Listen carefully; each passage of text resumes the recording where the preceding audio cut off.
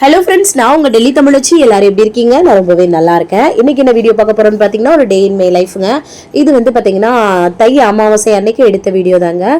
எல்லாருக்கும் வந்து பார்த்தீங்கன்னா காஃபி மட்டும் போட்டு கொடுத்துட்டு அதுக்கப்புறமா நான் மட்டும் வந்து பார்த்தீங்கன்னா வெது பணம் தண்ணி குடிக்கிறேங்க.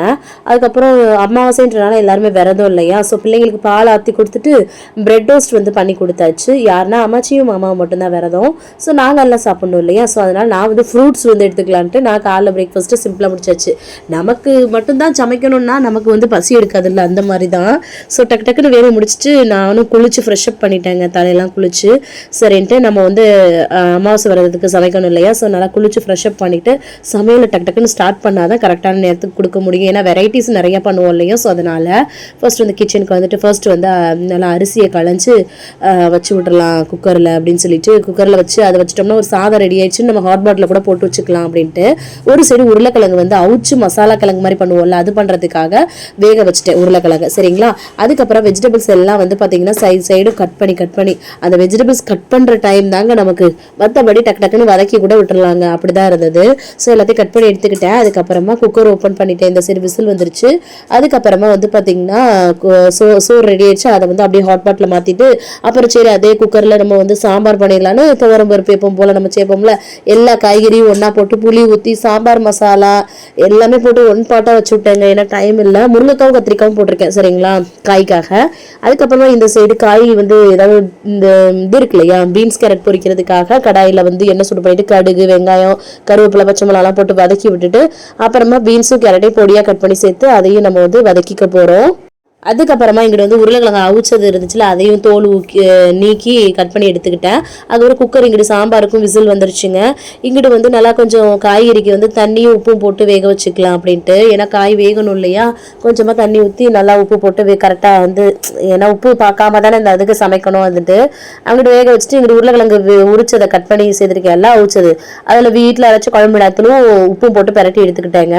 அப்புறம் ஒரு கடாயில் எண்ணெய் சுடு பண்ணிட்டு சோம்பு கடுகு மட்டும்தான், சோம்பு தேவை கிடையாது. கடுகு வெங்காயம் பச்சை மிளகா கருவேப்பிலை பூண்டு தட்டி சேர்த்து எல்லாத்தையுமே நல்லா வதக்கிக்கலாம். அது கூட தக்காளியும் சேர்த்து நம்ம மொத்தமாக வந்து வதக்கி விட்டுக்கலாங்க. அவ்வளோதான். இதில் வந்து பார்த்தீங்கன்னா நம்ம மசாலா பரட்டி வச்சோம்ல உருளைக்கிழங்கு, அதை சேர்த்து நம்ம வந்து ஸ்லோ ஃப்ளேமில் வச்சு சுருட்டி எடுக்க போகிறோம். அவ்வளோதான் சரிங்களா, சிம்பிளாக இருக்கும். ஆனால் டேஸ்ட் ரொம்ப நல்லாயிருக்கும். இந்த மாதிரி அவிச்சிட்டு பண்ணும்போது யாருக்கெல்லாம் பிடிக்கும்னு மறக்காம கமெண்ட்ஸில் சொல்லுங்கள்.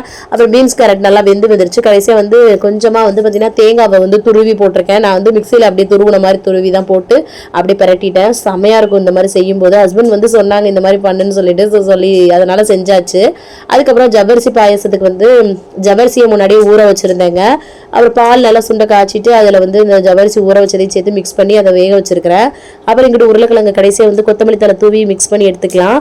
அப்புறம் இங்கிட்டு வந்து பாயசத்துலேயும் கொஞ்சமாக வந்து ஏலக்காய் தூளும் சக்கரை வந்து பார்த்திங்கன்னா சேர்த்துட்டு மிக்ஸ் பண்ணி விட்டு கரைஞ்சதுக்கப்புறம் நெய்யில் வந்து முந்திரி பருப்பை வறுத்து போட்டால் முடிஞ்சிச்சுங்க. பாயாசம் ரெடி. செம்மையாக இருக்கும் சிம்பிளான ஜவ்வரிசி பாயாசம். அதுக்கப்புறம் சாம்பார் குக்கர் ஓப்பன் பண்ணால் சூப்பராக சாம்பார் ரெடியாக. இதுக்கு வந்து கடுகு கருவேப்பிலை வெங்காயம் சேர்த்து தாளிச்சு கொட்டலாம். வரமிளகா பெருங்காயத்தூள் கடுகு சீரகம்லாம் போட்டு நம்ம தாளிச்சு கொட்டுவோம்ல, கூட கொத்தமல்லி தலையும் போட்டு மிக்ஸ் பண்ணால் சாம்பார் ரெடி ஆயிடுச்சு. அதுக்கப்புறம் கொஞ்சம் வெண்டைக்காய் இருந்தது, வெண்டைக்காவையும் மண்டி பண்ணிடலாம் அப்படின்ட்டு அதை தான் வந்து ரெடி பண்ணிட்டேன். எப்பவும் போல் நம்ம புளி ஊற்றி மண்டி பண்ணுவோம்ல, ஸோ அதனால் அதோட ரெசிபியை வந்து நான் ஷேர் பண்ணல. எப்பவும் போல் கடாயில் எண்ணெய் சுடு பண்ணிவிட்டு கடுகு வெந்தயம் பொத்து பொறி விட்டுக்கலாம். அப்புறம் வெங்காயம் தக்காளி பச்சை மிளகா கருவேப்பிலை போட்டு வதக்கிட்டு அதுக்கப்புறம் நம்ம வெண்டைக்காய் அதுக்கு ஃபஸ்ட்டு போட்டு வதக்கிட்டு அப்புறம் கத்திரிக்காயும் சேர்த்து வதக்கிக்கிறேன். இதில் வேறு காய்கள் வேணாலும் நீங்கள் சேர்த்துக்கலாம். இதில் வந்து பார்த்தீங்கன்னா வீட்டில் அரைச்சி குழம்பு மிளகாய்த்தூள் உப்பு அதை மட்டும் போட்டு சுருட்டி எடுத்துட்டு புளியை கரைச்சி ஊற்றி அங்கிட்டு வேக வச்சுருக்கேன். அப்புறம் வந்து எப்பவும் வடை செய்வேங்க. அமாவாசை வரதுக்கு இன்றைக்கி பக்கோடை மாதிரி பண்ணிடலாம் அப்படின்ட்டு கடலை மாவு வெங்காயம் கருவேப்பிலை கொத்தமல்லி தழை பச்சை மிளகா வெறுமிளகாய்த்தூள் உப்பு இதெல்லாம் வந்து போட்டு மிக்ஸ் பண்ணி எடுத்துக்கிட்டேங்கிட்டு அப்புறம் மண்டியில் கரைசியாக கொத்தமல்லி தலையும் தூவி அதையும் இறக்கி வச்சுட்டு உப்பெல்லாம் கரெக்டாக போட்டு எடுத்துக்கிட்டேங்க. ஃபர்ஸ்ட் வந்து அப்பளம் பொரிச்சு எடுத்துட்டு அப்புறம் அந்த பக்கோடை வந்து பஜ்ஜி மாதிரி போட்டு எடுத்துட்ருக்கேன். நல்லாயிருக்கும் டேஸ்ட், இது ரொம்ப நல்லாயிருக்கும். ஸோ இந்த குளிருக்கெல்லாம் சாப்பிட்றதுக்கு ரொம்ப நல்லாயிருக்கும். இதுவே வெயிட் லாஸில் இருக்கீங்கன்னா நீங்கள் அடை மாதிரி தோசைக்கல்ல போட்டு எடுத்துக்கலாம், எண்ணெய் ரொம்ப கம்மியாக யூஸ் பண்ணி. ஸோ இது எல்லாமே பொரிச்சு சைடில் எடுத்து வச்சுட்டு இருந்தேங்க.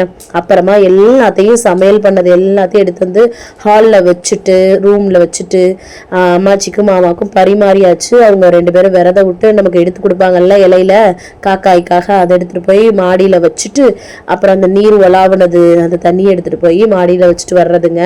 அவங்கள அப்புறம் நான் வந்து எடுத்துகிட்டு வந்து அழகாக வச்சாச்சு.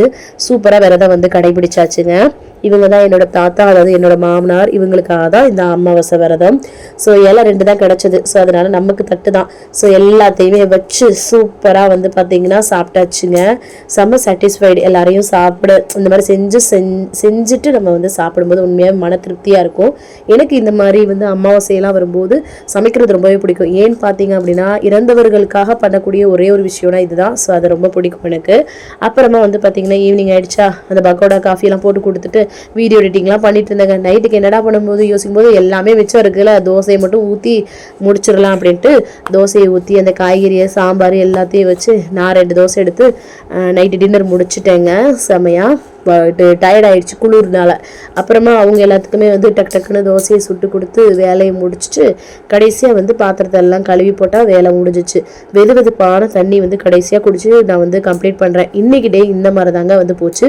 வெயிட் லாஸ் சேலஞ்சை பற்றி கேட்டிருந்தீங்க. புதன்கிழமை நாளைக்கு நான் வந்து ஸ்டார்ட் பண்ணுறேன். வியாழக்கிழமை டே 1 வந்து வரும். 21 days வெயிட் லாஸ் சேலஞ்ச் தாங்க போட போகிறேன். ஸோ எல்லாருமே ரெடி ஆகிக்கோங்க, மிஸ் பண்ணாதீங்க சரிங்களா? ஓகே, இவ்வளோ நேரம் வீடியோவை பொறுமையாக பார்த்தமைக்கு மிக்க நன்றி. பாய், see you. நாளைக்கு பார்க்கலாம். நாளையிலேருந்து நான் ஸ்டார்ட் பண்ண போகிறேன். நீங்களும் ரெடி ஆகிக்கோங்க, ஸ்டார்ட் பண்ணிடலாம் சேலஞ்சை சரிங்களா? பாய், see you.